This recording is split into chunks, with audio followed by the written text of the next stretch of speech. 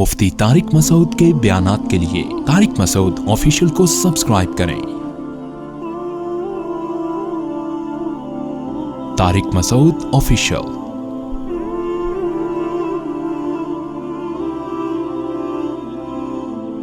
اللہ نے کہا ہے کہ میں نے تمہیں پیدا کر کے چھوڑ نہیں دیا کہ تم جو مرضی کرتے رہو۔ وہ جو میں نے آیت پڑھی نا، اللہ نے فرمایا تمتعوا، مزے اڑا لو مزے، جو کرنا ہے کر لو۔ فَإِنَّ مَصِيرَكُمْ إِلَى النَّارِ، آنا کہاں ہے؟ جہنم کی آگ کی۔ چھوڑوں گا نہیں میں۔ دنیا میں کوئی قانون ایسا نہیں ہے کہ آپ قانون کی دھجیاں اڑاتے رہیں اور حکومت آپ کو چھوڑتی رہے۔ اگر حکومت چھوڑتی ہے تو وہ کرپٹ حکومت ہے، جبکہ اللہ عدل کرنے والا بادشاہ ہے۔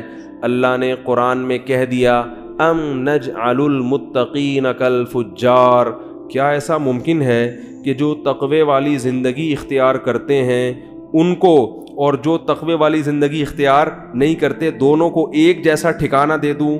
کیا یہ ممکن ہے؟ یعنی اللہ پر تو یہ الزام ہوگا نا، ایک عورت پردہ کر رہی ہے، حیا کے مطابق زندگی گزار رہی ہے، اپنے شوہر سے وفا کر رہی ہے، اس کے حقوق ادا کر رہی ہے، بچوں کی تربیت کر رہی ہے، وقت پہ نماز پڑھ رہی ہے، جو بھی اللہ نے اس کو حکام دیے اس کو فالو کر رہی ہے۔ ایک مرد ہے، وہ چہرہ بھی نبی صلی اللہ علیہ وسلم کی صورت کے مطابق رکھتا ہے، وہ رشوت سے بھی بچتا ہے، وہ اپنے گھر والوں کے حقوق بھی ادا کر رہا ہے، وہ والدین کی ذمہ داریاں بھی پوری کر رہا ہے، وہ جھوٹ سے بھی بچتا ہے۔ ایک تو یہ ہے، مرنے کے بعد یہ بھی مٹی ہو جائے اور چور، اچکے، چرسی، ہیروئن چیٹ، قاتل، ڈاکو وہ بھی مرنے کے بعد، بولو نا بھائی، زنا کرنے والے وہ بھی مٹی ہو جائیں۔ تو اللہ فرماتے ہیں اگر مٹی کر کے ختم کرنا ہے تو یہ مجھ پر الزام ہے کہ میں نیک بننے والے کو کوئی اجر نہیں دے رہا اور برائی کرنے والے کو سزا نہیں دے رہا، تو پھر نیک بننے والا نیک کیوں بنے؟ کیا کہ اللہ جب دیکھو، اگر آپ کو ایم اے کے پیپر دینے، آپ نے ماسٹر کرنا ہے کسی میں اور آپ محنت کر رہے ہو، لیکن کسی نے آپ کے کان میں آ کے بتا دیا کہ حکومت نے اعلان کیا ہے کہ ایم اے اسلامیات یا ایم اے انگلش یا کوئی بھی جو ہے نا ماسٹر جب آپ کرو گے تو حکومت نے یہ کلاس ہی ختم کر دی ہے، آپ محنت کرو مگر کوئی ایگزام نہیں ہے اور رزلٹ، یا ایگزام تو ہوگا مگر ایگزام میں پاس کون ہوگا فیل کون ہوگا یہ رزلٹ حکومت نے اناؤنس کرنا ہی نہیں، پرچے جلا دے گی گورنمنٹ۔ تو آپ تیاری کرو گے؟ بولے کہ بھائی یہ امتحان ہی نہیں ہے، یا امتحان تو ہے لیکن رزلٹ ہی اناؤنس نہیں ہوگا، تو میں پاگل ہوں جو میں اتنی محنت کروں؟ ہے بھائی، کوئی نتیجہ جب نکلنا ہی نہیں ہے تو یاد رکھو، اگر کوئی نتیجہ نہیں ہے، آخرت نہیں ہے، ہم نے مرنے کے بعد زندہ ہو کے حساب و کتاب نہیں دینا، تو ہم کیوں پھر محنت کریں؟ ہم اچھے بن کے کیوں زندگی گزاریں؟ پھر تو ہر آدمی کو کیا ہونا چاہیے؟ جس کی لاٹھی اس کی بھینس، پھر تو مزے اڑاؤ۔ تبھی جو غیر مسلم کنٹریز ہیں نا، وہ اپنی قوم کو سے برائیاں چھڑوانے کی کوشش کیسے کرتے ہیں پتہ ہے آپ کو؟ بے انتہا قانون مضبوط بنایا انہوں نے، بہت زیادہ ٹریننگ دی ہے انہوں نے، بہت زیادہ قوانین کو کیا کیا ہے؟ سخت کیا ہے، پھر بھی بڑی بڑی جرائم اور برائیاں وہ نہیں چھڑا سکے۔ کتنی ایک جرم اپنے آپ کو قتل کرنا کتنا بڑا جرم ہے، یہ جرم دنیا نہیں چھڑا سکتی۔ مسلمانوں میں خودکشی کا ریشو سب سے کم ہے، حالانکہ بے روزگاری سب سے، جہالت سب سے، ہمارے ہاں تو ایک آدھ گنے چنے سائنسدان ہیں، ان کے بیچاروں کے ساتھ بھی جو حشر ہوا ساری دنیا جانتی ہے، پھر بھی وہ خودکشی، جاپان کے کسی سائنسدان کے ساتھ یہ حال ہوتا فوراً کھمبے سے لٹکتا، کیا خیال ہے؟ فوراً کھمبے سے لٹکتا نا، جو ہم نے اپنے سائنسدانوں کے ساتھ جو مارکیٹ میں جو چل رہا ہے، کیا زیادہ میں ڈیٹیل میں جاؤں تو نہ ایجوکیشن ہے، اسکولوں کا ماحول خراب، ہر آدمی ایک دوسرے کی جیبیں کاٹ رہا ہے، صفائی ستھرائی ہے ہی نہیں، آپ گاڑی میں جا رہے ہو پان کھاؤ، جب وہ بھر جائے نا اٹھا کے کسی کے بھی منہ پہ پھینک دو، آپ کیا تھوپڑا اٹھا کے پیک پھینک دو پینٹ پہ کسی کی، کوئی پوچھنے والا ہے؟ بسوں میں کئی بار ایسا ہوتا ہے، گٹکا کھاتے ہوئے لوگ پیکتے، کوئی آدمی تیار ہو کے آفس جا رہا ہے اور اس کی، میرے بھائی کے ساتھ ایسا ہوا، میرے بڑے بھائی آفس جا رہے تھے، بڑے تیار ہو کے نا، ایک صاحب نے W11 سے پیک پھینکی، ٹھیک ہے، وہ پوری کپڑوں پہ آ کے خراب، وہ کہتے ہیں میں بھاگا پیچھے، بس میں چڑھ گیا، میں نے اس بندے کو جا کے پکڑا، اس نے کہا یار سوری، معذرت بھائی، کیا کر لیتے بھائی, وہ معذرت کر رہے ہوں گے چلو. تو وہ کتنی بڑی حرکت ہے یہ. کوئی بھی کسی بھی وقت وضو خانوں میں دیکھ لو, ایک طرف صفائی نصف ایمان ہے, صفائی نصف ایمان ہے. وضو خانے میں جو کچھ ہو رہا ہے معذرت کے ساتھ میں ممبر بھی نہیں بیان کر سکتا. اتنے بڑے بڑے بلغم کے تھپیڑے اٹھا کے ہاں ہو کر کے پھینکتے ہیں, گھن آتی ہے انسان کو, الٹی آتی ہے, کیا کر رہا ہے بھائی. اور اگر یہ تھپیڑا تو نے یہاں چپکایا تو پانی سے بہانا بھی تو تمہاری ذمہ, کس کو دکھا رہے ہو یہ تم. یہ تو میں سفر میں تھا, تو سفر میں جو واش روم ہوتے ہیں نا, اللہ کی پناہ, تو مجھے کہیں واش روم جانا تھا اور بہت سخت ضرورت تھی. ساتھیوں کو میں نے بتایا بھائی بہت سخت ضرورت ہے, میں جا رہا ہوں. میں جیسے ہی واش روم کا دروازہ کھولا واپس, انہوں نے کہا کیا؟ میں نے کہا بھائی مر جاؤں گا. کوئی بات, قبض سے انسان مر جائے یہ موت ہلکی ہے, صاف ستھرا تو جائے گا نا. میں نے کہا یار یہ تو نہیں ہو سکتا بھائی, یہ رپورٹ صحیح نہیں ہے. تو کیا گندگی گندگی گندگی. تو ہمیں تو ہر دوسرے آدمی کو خودکشی کرنی چاہیے پھر بھی, کیونکہ نیچرل لائف کے بہرحال ان کی نسبت قریب ہے. ویسے نیچرل لائف میں صفائی بھی آتی ہے پھر بھی ان کی نسبت کیا ہے؟ بیسک چیزیں ہماری ابھی تک کیا ہیں؟ نیچرل ہی ہیں, بیسک بڑی بڑی چیزیں. اس وجہ سے اللہ تعالیٰ نے ہم کو پھر بھی کس میں رکھا ہوا ہے؟ نسبتاً سکون میں رکھا ہوا ہے. تو اللہ نے قرآن میں فرمایا ان الذین یخشون ربہم بالغیب, اپنے رب کو بغیر دیکھے ڈرو, اور جو وہ کہہ رہا ہے کرو, ورنہ آخرت میں سزا ملے گی. اور اللہ نے تسلی بھی دی کہ اگر بن دیکھے ڈرے اور میری اطاعت کی تو ایسا نوازوں گا, بل یداہ مبسوطتان, اللہ جواد اور کریم ہے, وہ شکور ہے, تھوڑے پر بہت زیادہ دیتا ہے, تھوڑے پر بہت زیادہ. جن کی سمجھ میں یہ بات آ گئی نا, وہ آروں سے کٹ گئے, جن کو یقین ہو گیا وہ آروں سے کٹ گئے. خباب ابن ارت رضی اللہ تعالی عنہ کو آگ کے انگاروں پہ لٹایا جاتا تھا, تو ان کے کمر پہ نا کھڈے پڑ گئے تھے. ایک دفعہ رسول اللہ صلی اللہ علیہ وسلم کے پاس آئے, عرض کیا یا رسول اللہ الا تستنصروا لنا, آپ اللہ سے ہمارے لیے مدد کیوں نہیں طلب کرتے؟ ظاہر ہے بیچارے تھک گئے تکلیفوں میں, مدد طلب کریں کہ اللہ کی مدد آئے. آپ کہہ رہے ہیں کہ مدد آئے گی, اسلام کو غلبہ ہوگا اور یہ سب ظلم ختم ہوگا, تو کب آئے گی مدد؟ ہم تو تھک چکے ہیں.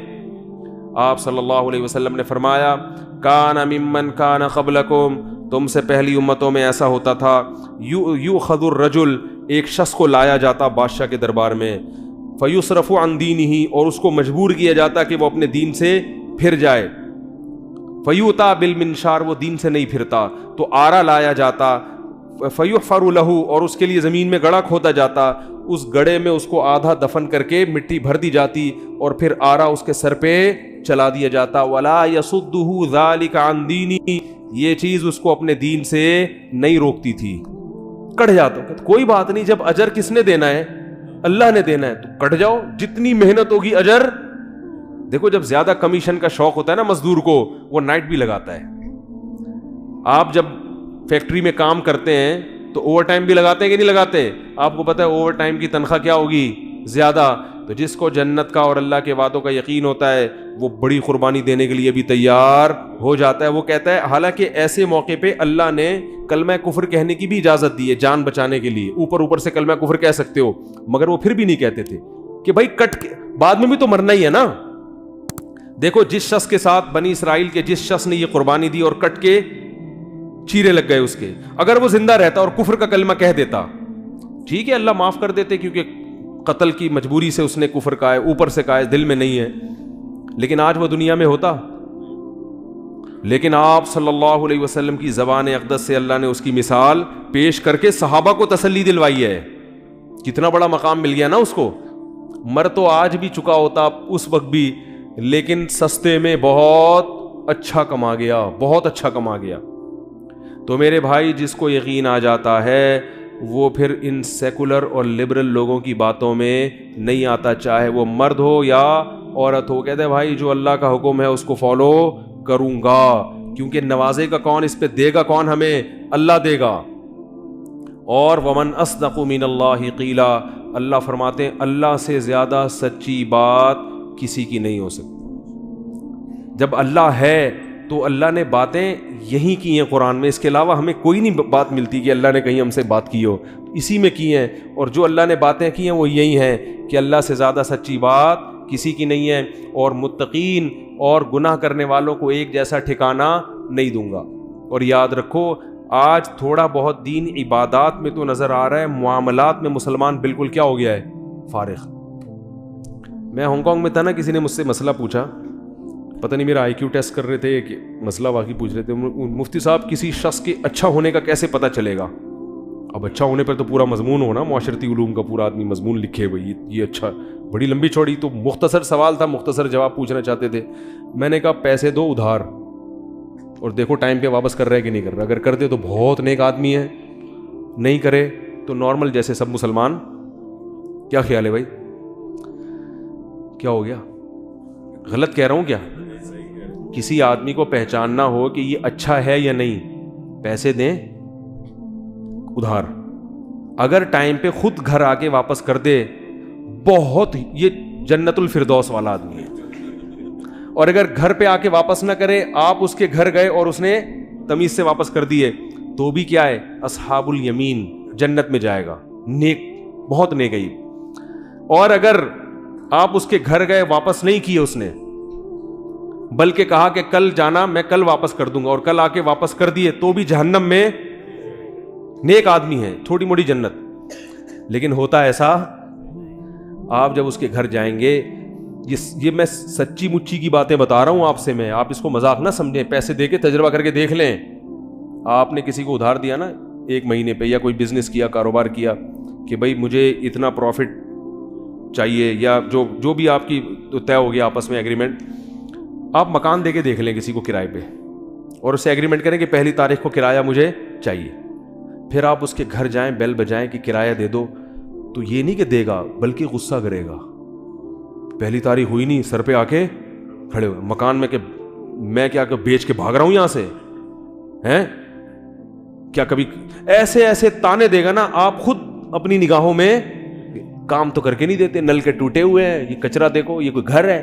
تو جب ایسا تھا تو لیا کیوں بھائی, تم نے لیا کیوں آپ نے یہ گھر؟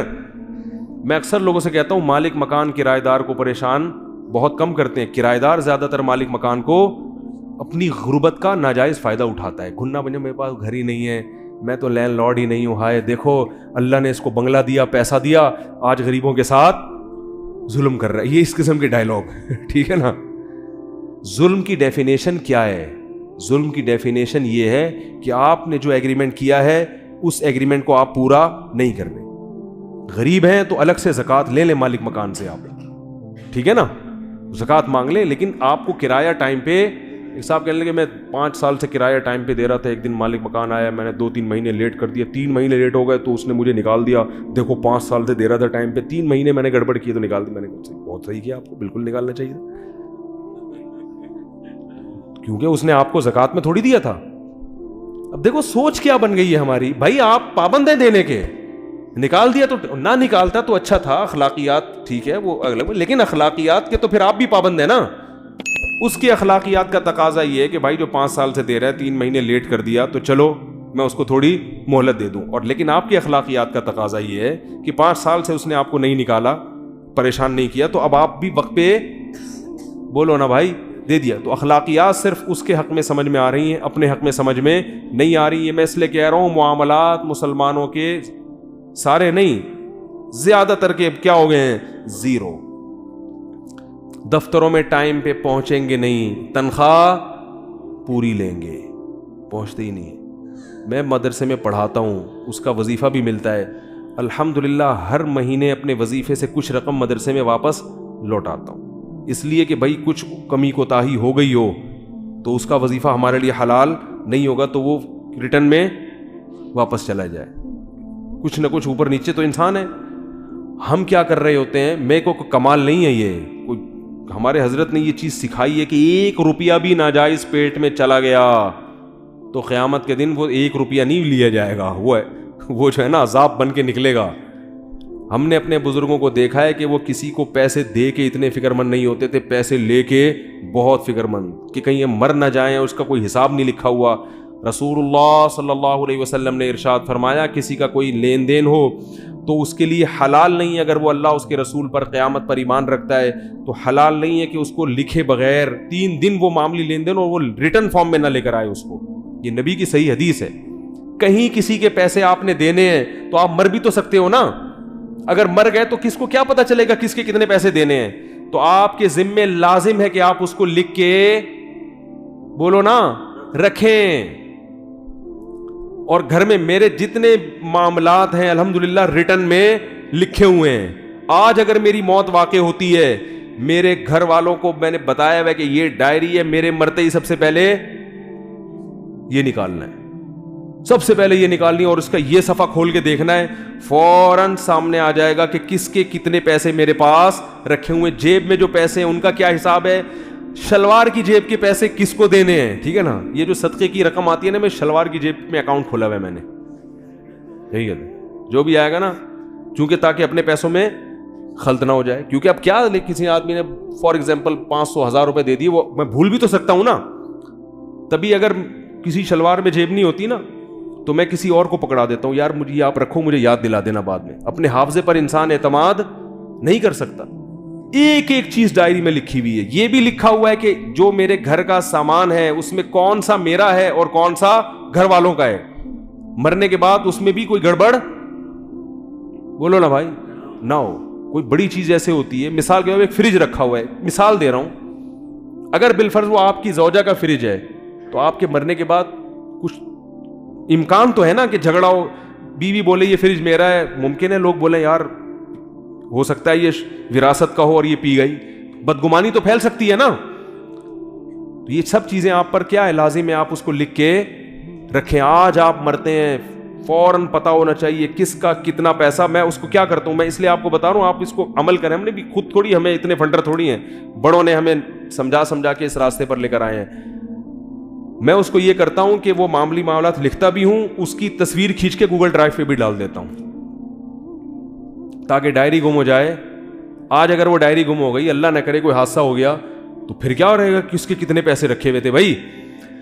ارے بھائی غلط باتیں کر رہا ہوں تو بتا دو یار بھائی. جس کے جتنے کی زکوٰۃ کتنی ہے، کس کو کتنے پیسے دینے ہیں، مر گیا تو یہ زکوٰۃ کہاں پہنچانی ہے، یہ صدقہ کہاں پہنچانا ہے، یہ میری ذاتی رقم ہے، یہ فلاں کی امانت ہے، یہ یوں ہے، یہ ایک ایک چیز.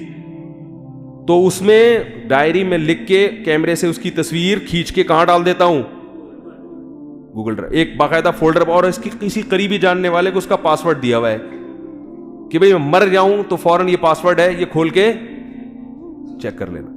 کیوں؟ اس لیے کہ وہ ڈائری اگر گم گئی، گم تو دنیا میں سب کچھ، بچے گم جاتے ہیں تو ڈائری نہیں گم سکتی کیا؟ اللہ سب کے بچوں کو محفوظ رکھے. ایک چیز نہیں گمتی بس. اچھا خیر، تو وہ ڈائری گم گئی خدا نخواستہ، تو اب دماغ میں کیا یاد رہے گا یار، بینک میں اتنے پیسے پڑے ہوئے تھے، فلاں اتنے فلاں کے تھے، اتنے فلاں کے تھے. بینک اکاؤنٹ میں بھی پیسے ہوتے ہیں بعض دفعہ، کیا رہی ہے، حافظے پر تھوڑی اعتماد رہتا ہے انسان کو، سب پاگل ہو جائے گا وہ. تو ڈائری کے ساتھ کہاں، گوگل ڈرائیو پہ بھی. اور وہ کسی کو پاسورڈ بتایا ہوا ہے کہ یار مر جاؤں تو فوراً اس میں وصیت بھی مل جائے گی، یہ سب چیزیں جو کرنا ہے وہ سارا اس میں پڑا ہوا ہے.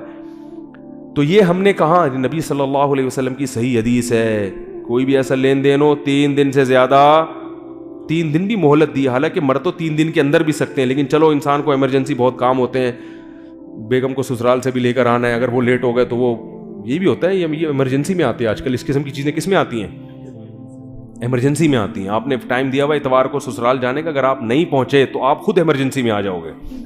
ڈپریشن کی وجہ سے آپ کو خون پتلا کرنا پڑے گا، ٹھیک ہے نا، ڈسپلین کھانی پڑے گی.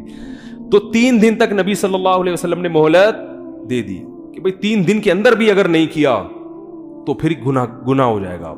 پھر اگر آپ مر گئے اور معاملات میں گڑبڑ ہوئی، آج کل لوگ کر رہے ہیں پتہ ہی نہیں کون کس سے کتنے پیسے لے کے پی کے بیٹھا ہوا ہے، کون کیا کر رہا ہے، کروڑوں لاکھوں کا حساب ہے، اربوں کا حساب ہے. مر گئے تو پریشان، کس کو آ رہے ہوتے ہیں قرض دار، آپ کے ابا نے ہم سے اتنے پیسے لیے تھے، آپ کے ابا نے ہم سے، وہ کہہ رہے ہیں پتہ نہیں لیے تھے بھی. فیک لوگ بھی آنا شروع ہو جاتے ہیں، اب کیا پتہ چلے گا، اور ادھر ابا کی کیا ہو رہی ہے، چترول لگ رہے ہیں.